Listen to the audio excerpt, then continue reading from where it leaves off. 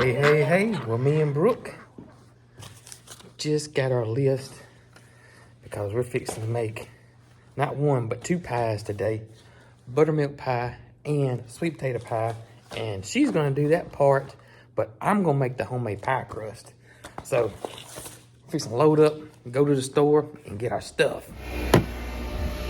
All right, we are ready. We are ready to roll, to go get some stuff to make not one, but well, actually three pies. Three pies. Two sweet potato pies and one buttermilk pie. So I don't have any sweet potatoes. Yeah. You don't have any lard. Right. I do have buttermilk, and we're gonna run a little short on flour and butter. Yes. So. Got my list. Oh, and one more pie plate because we have two pie plates, but we don't want to use a pre-made crust for these awesome pies. So we're gonna buy a third pie plate. That's right. So we can have homemade crust for all three pies. That is the plan, and I can't wait. Well, I got two sources for and you know potatoes. What? You got two ovens. Two ovens. Two different pies at two different temperatures at the same time. Can you believe it?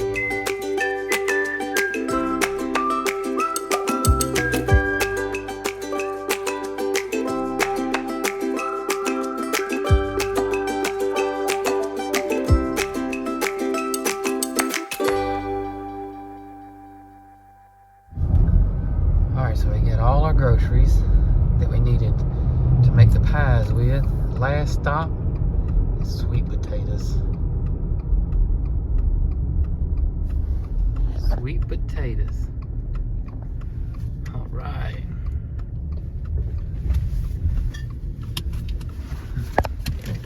Let's go take a look.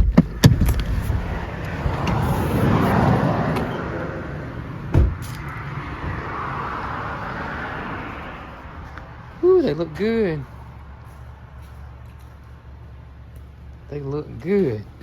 Please don't take the basket. This is a smaller one. This is the bigger one. You thinking about a sweet potato casserole? We gotta get the big one. We gotta get the big one. We gotta get the big we'll one. Eat them. Yeah. Let's see, I got exactly $8 too. That's what it's meant to be. 1, 2, 3, 4, 5, 6, 7, 8. All right. Okay, put it on that side. Put it in that jar. Got more folks here getting potatoes. Yeah, everybody's getting potatoes. Leave the baskets. Good to go. All right. Sweet potatoes got. Oh. Well, that's a bag of sweet potatoes, huh? Yeah, who doesn't like good, fresh, homegrown sweet potatoes? You got to get the bigger basket. Good gracious. Let people line up what you get them. It was like a lot more in the bag than it did in the basket. I knew it was a lot, but we'll eat them. We'll eat them. We will eat them. They'll be good with some collard greens, if not. Oh, yeah. First things first is got to make the pie crust before we can do the pies. And I'm just going to make 3 pie crust. I've already got 2 made, so I'm fixing to make the 3rd one. And we're just going to store them in the refrigerator. And then when Brooke gets ready to put the pies together, the pie crust will be ready. Now, the pie crust I use is from my favorite cookbook, which I think is the greatest cookbook in the world, and that is The Gift of Southern Cooking. And it also means a little extra to me because my dear friend, Chef Scott Peacock, is the co-author of this cookbook, so it is awesome. You can see mine is War Slap Out. But I think people don't know how easy a pie crust is to make. I really don't. First thing I'm going to do before we even get started mixing up the ingredients is, before we get any further, all the recipes are on the website, so you don't have to write everything down and try to follow us along. All the recipes are on our website, coghillfarm.com. So first things first is, I want my butter to be pretty hard while I cut it into the flour. So we're going to put the butter in the freezer, and I got 2 tablespoons of lard, and I'm gonna get it in the freezer as well.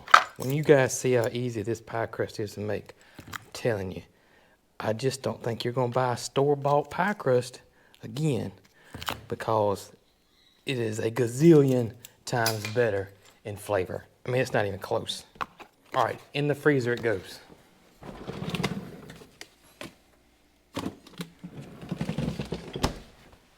Now we can start putting other ingredients together. And again, you're fixing to see how easy this is. So that was 1 stick of butter there, 2 tablespoons of lard. It's gonna be 1.5 cups of all-purpose flour. I like unbleached, but use what you got in your pantry.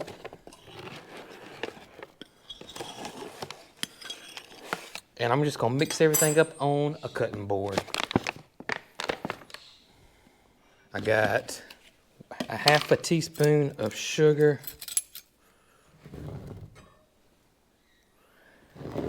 And then 1 teaspoon of salt.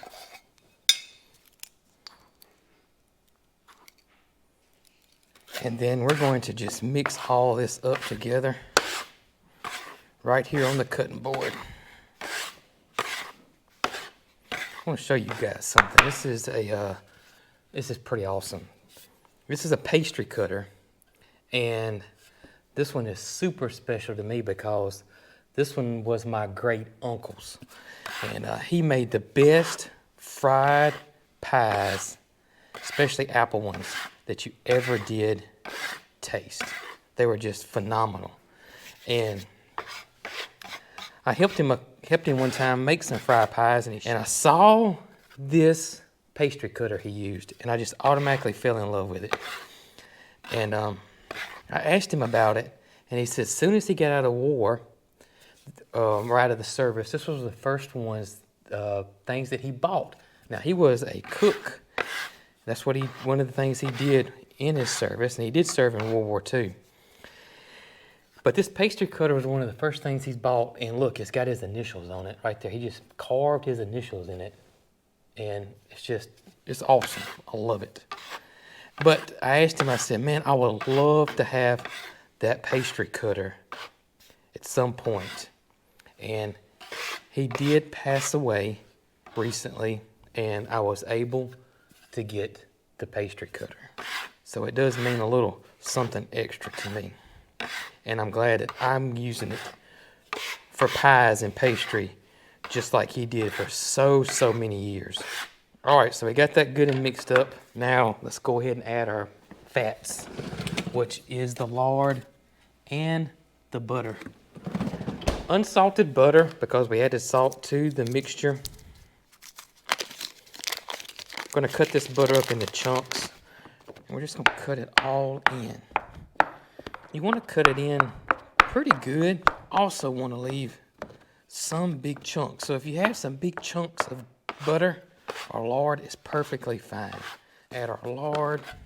I'm gonna cut the lard up in some pieces so it mixes evenly in the dough. And you don't have to have a pastry cutter. You can use a knife, it'll be fine. All right, so I got it cut in pretty good. It's kind of like a real coarse oatmeal looking. Don't feel like that, but that's kind of what it looks like with some bigger chunks in there. Cold water, because you don't want this thing to start melting on you. I mean, it's not the end of the world if it does, but that's only want cold water. So it's just regular water with ice cubes in it to keep it cold. And I'm just going to add, I just put me a little trough in there, and then we're just gonna mix this together. And that was 2 tablespoons, and I probably end up doing around, just depends, you can get the feel of it, you'll see. But I usually do around 6 to 8. It's normally what I find. Now Scott's cookbook says 4 to 6, but I found that 6 to 8 is more like it. We're gonna start combining this together, and it's gonna start looking like a dough here in just a second. But look how easy this was so far, y'all. I mean, this is it. So now everything is combined together. Now you can see it all sticks together, and we got us a little dough ball now. And so we're gonna just roll this up into a ball like this. Just take some saran wrap, place our dough ball in it, and just cover it and wrap it up. We're gonna pop this into the fridge for at least 30 minutes to an hour. It can be overnight. And this will be ready for when Brooke needs it to make those 2 awesome pies. Okay, so Jason's got the pie crust made, and in the meantime, we're going to go ahead and get our sweet potatoes prepared for the sweet potato part of the pie that we're going to make. And I have found that the easiest way, in my opinion, to cook sweet potatoes is in the Instapot. All you do is you have a trivet most of the time that comes with your Instapot. So you put your trivet in the inside of your stainless steel liner, and you're going to add 1 cup of just regular water. So I have pricked all of them with the fork except for these 3. And all you're going to do is simply place your sweet potatoes, and this goes for baking potatoes as well. But you simply line them in your Instapot. So I'm going to, and I have a few left over. I didn't know how many my pot would hold, but you don't want to get them too crowded. You want them to be able to cook evenly, so don't overcrowd it. So let's let these cook. Let's let the pie crust rest, and we'll come back in a little bit and check on both things. Sweet potatoes are done, and your crust is ready to be rolled out, yes. Right? Okay, so I think the first thing we need to do is preheat the ovens. Okay. And I'm gonna cook the sweet potatoes in the bottom because there's 2 of them, and the buttermilk on the top. But you know what? What's that? They both are on 350. Okay. Not like that. Roll. Like you've been eating my pie crust. Oh, haven't. You ain't been eating my pie I have not. So we got a clean working surface. crust? Me I must say, too. What's that? I think it's more like we did have a clean working surface because you're fixing to mess it up. I am fixing to mess it up. I'm not gonna complain. But you know what? It's easy to clean up. It sure is. All right, so I'm just gonna put some flour down here. I'm gonna roll this around in some flour. And we're just gonna make us a disc out of this. And you want it about, I guess, 1/8 of an inch thick. Just never measured it. Well, you're gonna put it in a 9-inch pie plate. So as long as you have that much Yeah. in a circle, you will be able to see how much it's gonna take. And I tell you what I've learned is not to go back and forth. Just Go start one in the, direction. Start in the middle and work your way out. And I'm not worried about perfection here. I just want it to fit in that pie pan. And you can you see the chunks of butter? I can. That's what makes it delicious. All right, so that's perfect right there. And again, we're not worried about perfection. So we got an empty spot right here. You guys are gonna see that we're going to have some dough that's bigger on one side than the other. So like right here, this flap, so I can pull this off and put it over here. Kind of like making a patch. Just like making a patch. And I'm not worried about no fancy dancy crust on the edge. You'll see when this thing comes out of the oven, it's gonna be beautiful. All right, now I need a fork. Well, I got you a knife, but I didn't get you a fork. Scott always says to poke holes in it. And what does that do? Just release the air so it can brown all the way through, Well, maybe? I'm thinking what it does is that underneath here, it can cook from underneath. Uh-huh. That's my guess. I don't know. I just do what the master chef says. All right, so we got pie crust number 1 ready. And now how easy was that pie crust, you guys? Seriously, how easy? And this one is the one we're going to cook the buttermilk pie in. Okay. And the reason is because the sweet potato pie recipe makes 2 pies. Got you. And they're going to be the same size. I got you. It's not so deep. Okay, okay, this is a little deeper one. That one's a little bit deeper. But it doesn't matter what size pie pan you use, it will Right. come out. All right, there we go. We're ready. All right, so we're just going to make those other 2 real quick. Okay, so we are going to make a sweet potato pie. So I have cooked my sweet potatoes until they are very soft. All right, so we got one potato in. One sweet potato. And I'm gonna go ahead and turn this on low just so it can start being blended while I peel the second one. In goes the second one. Okay, my sweet potatoes look like they are just about the way we want them. And I have a stick of butter that has been softened. I'm just gonna add that to my mixture. So here's what I have a feeling makes this pie so good. Eagle brand condensed milk. Could you drink that thing? I sure could. Oh, look at it. Okay, so the recipe calls for 3 eggs, but our chickens are not laying very well, so we have to pick and choose what we have to cook with, and 2 of these are Bantam eggs. So I say 2 Bantam eggs counts as 1 egg, so this is in turn 3 eggs. And I'm just gonna add those to my mixture. At least they came from our chickens, right? That's right. Regardless of the size. So if the condensed milk didn't add enough sweetness, we'll now add 2 cups of sugar. So 1 teaspoon of vanilla extract. And give this a quick mix. And your pie crusts are ready, correct? They're ready. You ready to roll? I'm ready. So I'm just going to pour my filling in and do it. Try to split it between the 2 shells. And we'll go ahead and get these 2 started while I rinse the bowl out and prepare for the second pie, which is buttermilk pie. It looks pretty, doesn't it? It does look beautiful. And there goes number 2. And this is going to cook for 350 for 35 to 40 minutes. Okay. Okay, so the second pie we're gonna make is called a buttermilk pie. And it calls for a half a cup of buttermilk.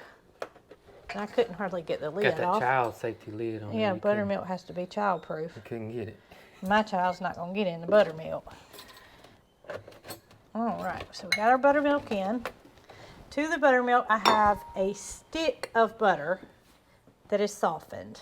And I'm gonna combine those 2. I should just take this off. I'm gonna combine those 2. And while that is combining, I'm gonna take my 2 eggs and just whisk them together. And add my eggs. Okay, and now I'm going to add 1 cup of sugar.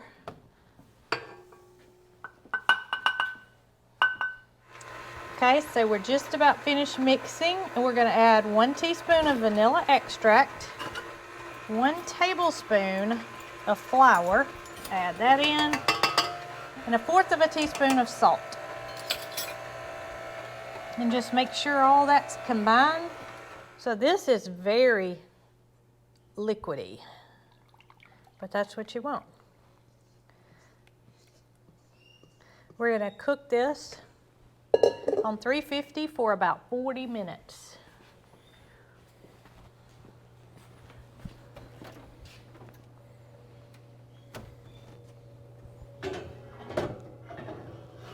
So it's been 40 minutes and the sweet potato pies are looking mighty fine. Let's see if they smell as good as they look. Okay. Here's number 1.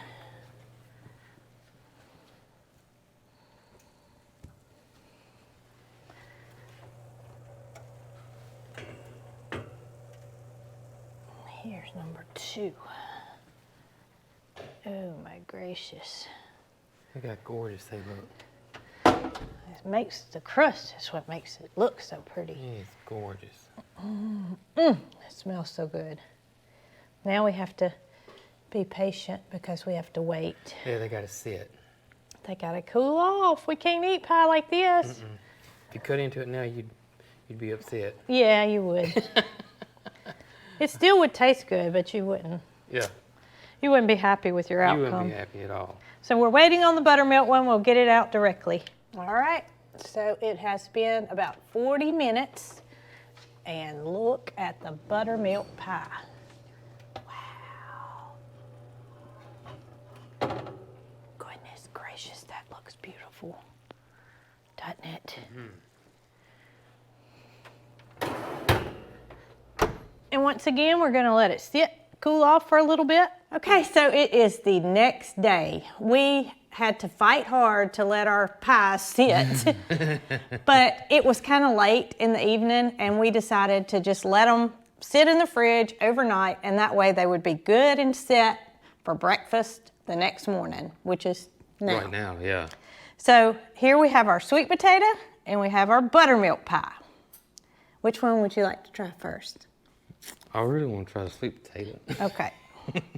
Sweet potato it is. Get you a good bite here. Okay.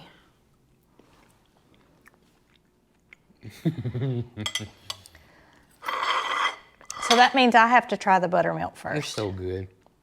Look at that. It's set up nicely. It did. You know, when you pour it in the pie crust and it's total liquid, it doesn't look like it's ever gonna set up.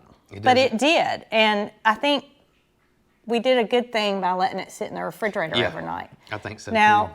according to how yours sets up, you can tell if it needs to sit or if you can cut it. You need to at least wait a few hours. Just stick a toothpick through it. If it comes out clean, then you know. But the buttermilk seemed to set up quicker than the sweet potato. It did. It did. Okay, so here we go. Oh, yeah, swap. Very good. So now we help ourselves. I see you're getting a pretty big bite there. Mm-hmm. That's okay, because I'm getting a big bite of sweet potato.